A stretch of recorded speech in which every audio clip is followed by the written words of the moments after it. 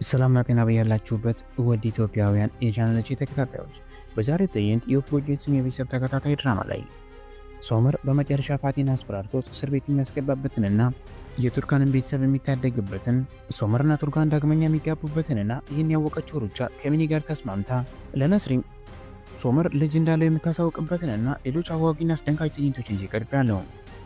እስከ ትዕይንቱ ፍጻሜ አብራችሁ እንድትቆዩ በታላቅ አክብሮት እየጠየቅኩኝ ቪዲዮውን ላይክ ማድረግ አትርሱ። ሀሳብ አስተያየት ኮመንት ስፍራው ላይ እንድታስቀምጡልኝ እየጠየቅኩ ከትዕይንቱ ላይ ማን ይመቻችኋል ኮመንት ስፍራው ላይ አስቀምጡልኝ። ቻናሉን ሰብስክራይብ አድርጉት። ወደ ትዕይንቱ አለፍኩኝ። ውድ ተመልካቾች እነሆ ወደ ወፍ ጎጆ ትዕይንት የማልፍ ይሆናል። እስከ ትዕይንቱ ፍጻሜ አብራችሁን ቆዩ። ሩቻ አሁን ላይ ሚኒን ከደረጃ ላይ ገፍትራ ጥላት ወደ ሆስፒታል ይዛት ሄዳለች። ሶመር ስልክ ይደውልላታል፣ ግን እሱ የደወለው በሌላ ምክንያት ነበር። ምክንያቱም የነ ቱርካን ቤት ሊሸጥ መሆኑን ሩቻ ስለምታውቅ ወዲያው ደውሎ በሚጠይቅበት ሰዓት ላይ ሶመር አሁን ቶሎ ብለህ መምጣት ይኖርብሃል፣ እኔ ያለሁት ሆስፒታል ነው። ለምደ ሆስፒታል መራው ማይ ሆስፒታል ውስጥ ናት ሚኒ፣ እናም ልጁ ተጎድቷል፣ እባክህ ሂድ ብላ ትነግሯለች። እሱም በዚህ ሰዓት ላይ ባይፈልግም እንኳን ሄዳል። ምክንያቱም አሁን ከቱርካን በጣም ፍቅር ስለይዞት ስለነበር ነው። እናም ወዲያው ታክሲውን እንዲዞር ይነግረውና ወደዛ ስፍራ ያመራል። ነስሪን እስካሁን ቤቷ በራፍ ላይ የተለጠፈውን ነገር አታውቅም። ቤቷ ሊሸጥ እንደሆነ ለጨረታ ሊቀርብ እንደሆነ አታውቅም። እናም ወደ ቤቷ ታመራና እፊት ለፊቷ በቤቷ በራፍ ላይ የተለጠፈውን ጽሑፍ ታነባለች። እናም ወዲያው ተንሰክስካ ማልቀስ ትጀምራለች። እያለቀሰችም ወደ ውስጥ ትገባለች። ምክንያቱም ቤቷ ሊሸጥ ነው፣ ቤቷ ልታጣው ነው። የሰፈሩ ሰው በሙሉ በዚህ መሳለቅ ይጀምራል። በዚህ ሰዓት ላይ ቱርካንም አፋቸውን እንዲዘጉና ጎረቤቶቿን በሙሉ ዝም እንዲሉ እየነገረቻቸው ነው። እናም ከዚህ ቀጥሎ በማለት ታባራቸዋለች። ዶክተር እውነታውን ንገረኝ፣ ልጁ ደህና ነው አይደል? ሚኒም ደህና ናት፣ ልጇም ደህና ነው። ምንም አልሆንም አይደል? አዎ ምንም አልሆንም፣ ትንሽ አደጋ ነበር፣ ግን እባክሽ ከዚህ በኋላ ራሷ እንድጠብቀና እንድትጠነቀቅ አድርጊያት። እንደዚህ አይነት አደጋ የሚደርስ ከሆነ ችግር ይመጣል በማለት ይነግራታል። በዚህ ሰዓት ላይ ፖሊሶች ወደዛ ይመጣሉ። ይቅርታ አድርጊልኝ፣ ለፖሊሶች ጠቁም ያለው ምክንያቱም አደጋ መስሎኝ ስለነበር እና ፖሊሶችን አውሪያቸው በማለት ጥሏት ይሄዳል። ፖሊሶቹም ቃሏን ማየት እንደሚፈልጉና መጠየቅ እንደሚፈልጉ ለሩቻ ይነግሯታል። ሩቻም እዚሁ መንገድ እንደምትችልና ምንም የተፈጠረ ነገር እንደሌለም ትነግራቸዋለች። ወዲያውም ህጉ ነው፣ ስለዚህ መሄድ ይኖርብናል፣ እናም አደጋ ነው ተብሏል፣ ስለዚህ ስለ አደጋው እንድታብራሪልን እንፈልጋለን በማለት ሩቻን ወደ ፖሊስ ጣቢያ ይዘዋት ይሄዳሉ። እሷን ወደ ፖሊስ ጣቢያ ይዘዋት በሚሄዱበት ሰዓት ላይ ሶመር ምድረማይ ብሎ ሲናገር ተረጋጋ ልጄ፣ ከሚኔ ደህና ናት እና እነሱ ቃል መጠየቅ ፈልገው ነው፣ ተመልሼ እመጣለሁ በማለት ነግራው እሷን ወደ ፖሊስ ጣቢያ ወዲያው ሶመር ደግሞ ሚኔ ወዳለችበት ክፍል ውስጥ በፍጥነት ይገባል እና ሚኔ ሲመለከታት አልጋ ላይ ተኝታለች። ትንሽ እጆቿ ላይ አደጋ ደርሶባታል። ሶመር እያለች እያለቀሰች እሱን ለመጠጋት ወደ እሱ ጋር ለመሆን እጇን ትዘረጋለች። በሌላ በኩል ቱርካን አባትና እናቷን ለማረጋጋት እየሞከረች ነው። ሶመር ደግሞ ሚኔን ለማረጋጋት ወደ ሆስፒታል ውስጥ ገብቷል። አሁን የደወልከው ለቱርካን ነው አይደል ሶመር ብላ ሚኔ ትጠይቀዋለች። ስልክ ሲደውል ተመልክተው እሱም ራሴን አታስጨንቂ ብሎ ሲናገር ተመልከት፣ ከዚህ በኋላ አንተ የኔ ልጅ የለህም፣ አንተ ልጅ የለህም፣ ከዚህ በኋላ የልጁ አባት ኒያት የሚሆን ይሆናል፣ አባትነት አንተ አይገባህም በማለት ለሶመር ትነግረዋለች። ሶመር ምን እያልሽ ነው ያለሽው? ከመጀመሪያው ጀምሮ የተፈጠረውን ነገር ልታስረዳኝ ይገባል። ሶመር ይቅርታ አድርግልኝ፣ ግን ልጁ ያንተ አይደለም የኔ እህት ነው። እሺ ስለዚህ ካሁን ከዚህ መሄድ ይኖርብሃል፣ ኒያት እየመጣ ነው፣ አባቱ የልጁ አባት እየመጣ ነው በማለት ትነግረዋለች።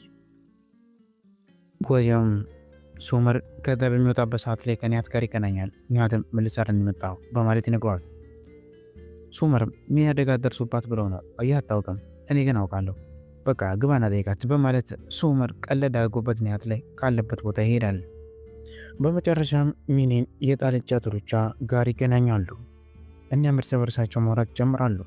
በዚህም ሰዓት ላይ ሩቻም አሁን ደህና መሆኗን ስታይ በቃ አንቺ ደህና ነሽ እና ምንም አልተፈጠረም፣ ይህ ብቻ ነው ቀላል ነው ብላ ትነግራታለች። ሚኔ ግን አይ በቀላሉ አያልቅም፣ አንቺ እስር ቤት ትገቢያለሽ፣ ካልበለዚያ ከኔ ጋር መስማማት አለብሽ ስትል ታስፈራራት ትሞክራለች። ሩቻ ግን እጅ የምትሰጥ ሰው አይደለችም። ወዲያውም በመጨረሻ እኔ አሁን ላይ ቱርካን የምትባለው ልጅ አልፈልጋትም፣ ስለዚህ ምናልባት የሁለታቸውን ግንኙነት ልፈቅድልሽ ይችላለሁ፣ ስለዚህ ግን አንቺ አፍሽን ዘግተሽ ትቀመጫለሽ በማለት ለሚኔ እንድትረጋጋ እና አሳልፋ እንዳሰጣት ታስጠነቅቃታለች። ፋቲ ተደብድቧል፣ ማን እንደበደበው አያውቅም፣ ግን ያስደበደበው ሰው ምናልባት ወንድሙ እንደሆነ ጠርጥሮ ወደ ቤት ውስጥ ይመጣል። እናም ከነስሪን ጋር ይገናኛል። ወዲያውም ከነስሪን ጋር ከተገናኘ በኋላ አለቃችሁም ወንድሜ ታለ ተመልከች፣ ይህን ቤት ወርሰዋለሁ፣ የአባቴ ነው ይሄ ቤት በማለት ይናገራል። ወዲያው ምን አንተ እኮ ድርሻህን ወስደሃል፣ አሁን ግን ደግሞ እኛን እያስጨነቀን ያለው ፋቲ፣ ብታቆም ይሻላል የእውነት ካለበለዚያ የማትወጣው አደጋ ውስጥ ነው የምትገባው፣ የእውነት ከዚህ በላይ ትሆናለህ በማለት ነስሪን ልታስጠነቅቀው ትሞክራለች። ወዲያውም ቤቱን ላላገኝ እችላለሁ፣ ሴትዮ ገባሽ፣ ግን ልጄን አገኛለሁ፣ ዳሪያን ግን ወስዳታለሁ በማለት ይነግራታል። በዚህ ሰዓት ላይ ነስሪን እጅግ በጣም ታለቅሳለች። እውነታውን ነግራታለሁ፣ ልጄ ነኝ እላታለሁ፣ ልጄ አንቺ የኔ ልጅ ነሽ እላታለሁ፣ አባትሽ ነኝ እላታለሁ አትላትም። የእውነት እንደዛ አታረግም፣ ልታረግ አትችልም። ተመልከች፣ አደርገዋለሁ፣ እኔ ነኝ አባዬ እልሻለሁ እላታለሁ። ከዛም በኋላ ላይ ወደ እኔ ጋር ትመጣለች፣ እናንተ እንደዋሻችኋት እነግራታለሁ፣ በቃ ያንን አድርጋለሁ በማለት ፋቲ ነግሯት ካለበት ቦታ ይሄዳል። ሩቻ ብቸኝነት ሊገላት ነው። እናም ቱርካንና ሶመር ይኖሩበት የነበረው ቤት ውስጥ በመግባት ቪዲዮዎቹን እንዲሁም እያንዳንዱን ፎቶዎች ማቃጠል ትጀምራለች። ምክንያቱም እጅግ በጣም ተበሳጭታ ስለነበር። አሁን ላይ ሶመርም ሆነ ቱርካን የሚገኙት ሳዴ ቤት ውስጥ ይገኛሉ። እናም አንድ ላይ የፍቅር እራት አንድ ላይ እየተመገቡ ነው። በሌላ በኩል ሩቻ ፎቶዎቹን እያቃጠለች እንደምትለያያቸው ትዝታለች። ፋቲ በተቀመጠበት ቦታ ላይ ቡና የጠጣ ባለበት ሰዓት ላይ ፖሊሶች በመያዝ ወደ ፖሊስ ጣቢያ ይዞት ይሄዳሉ። ወደ እስር ቤት ይዞት ይገባሉ። ይህን የተመለከቱት ዳሪያና ዶንሽ ደንግጠው ምንድነው ብለው ፊት ለፊት ከሩቁ ይመለከቱታል።